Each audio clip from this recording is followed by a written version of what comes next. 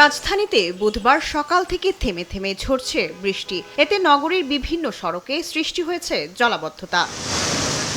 জলাবদ্ধতায় সবচেয়ে বিপাকে পড়েছে শিক্ষার্থী ও অফিসগামী মানুষ। টানা বৃষ্টির কারণে অনেকেই সময় মতো গন্তব্যে পৌঁছাতে পারেননি। বৃষ্টিতে রাস্তায় প্যাককাদা ছিল, ভাঙ্গা ছিল, মেরাদি এলাকাতে বিশেষ করে গাড়ি পাইতে কষ্ট হয়েছে।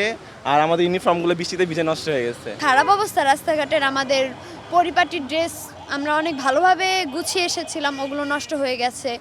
আমাদের অনেক ধরনের ক্ষতি হয়েছে, রিক্সা পেতে অনেক টাইম লাগছে এবং আমরা অনুষ্ঠানে অংশগ্রহণ করতেও দেরি করে ফেলছি। বৃষ্টির কারণে সড়কে যানবাহন কম, যাত্রীও তেমন একটা নেই বলে জানান চালকরা। সকাল থেকেই তো বৃষ্টি থেকে পানি জমে, এই কারণে গাড়ি বন্ধ হয়ে যায়।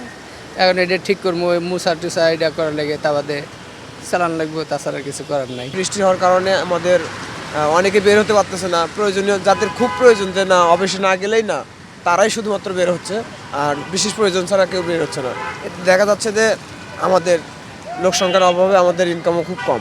নগরবাসীর অভিযোগ, প্রশাসনের গাফলতির কারণেই সামান্য বৃষ্টিতে রাজধানীতে এমন জলাবদ্ধতা। দুর্বল ড্রেনেজ ব্যবস্থার কারণেই বারবার ভোগান্তি পোহাতে হয়। যদি প্রশাসন এই ম্যানহোলগুলা ইটিগুলা যদি নিয়মিত পরিষ্কার রাখতো, তাহলে তার এই জলাবদ্ধতার সৃষ্টি হতো না। আসতে অনেক লেট হয়ে গেছে, সকাল থেকে বেরোতে পারি নাই বৈরী আবহাওয়ার জন্য।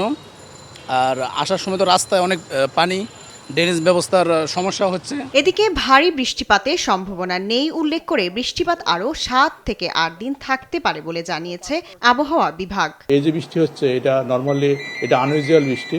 নর্মালি ওয়েস্টার্নের কারণে যে বৃষ্টিটা হয়, ওটা অনেকটা শর্ট স্পেলে হয়, 3 থেকে 4 দিন, কিন্তু এটা দেখা যাচ্ছে 7-8 দিন, এমনকি 9-10 দিন মোট কন্টিনিউ করতে পারে। ভোগান্তি নিরসনে কার্যকর পদক্ষেপ নেওয়ার দাবিও জানান ভুক্তভোগীরা। শায়লা খান, দেশ টিভি, ঢাকা।